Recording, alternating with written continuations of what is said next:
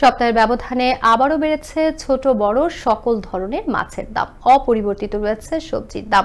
এছাড়া বেড়েছে চাল ও মুরগির দাম, কমেছে পেঁয়াজ, আদা, রসুন ও আলুর দাম। রাজধানীর বিভিন্ন বাজার ঘুরে এসে বিস্তারিত জানাচ্ছেন সহকর্মী জয়নাল আবেদিন।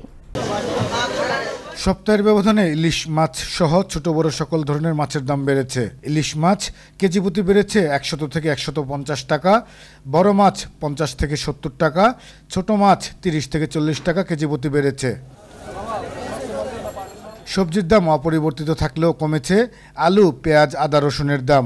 আলু কেজি প্রতি কমেছে 1 টাকা, পেঁয়াজ 2 থেকে 3 টাকা, রসুন 3 থেকে 4 টাকা, আদা 10 থেকে 15 টাকা কেজি প্রতি কমেছে।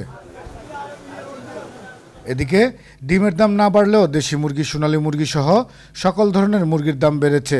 দেশি মুরগি কেজি প্রতি বেড়েছে 10 থেকে 15 টাকা, সোনালী মুরগি 20 থেকে 25 টাকা, কক মুরগি 15 থেকে 20 টাকা, লেয়ার ও ব্রয়লার মুরগি 10 থেকে 15 টাকা কেজি প্রতি বেড়েছে।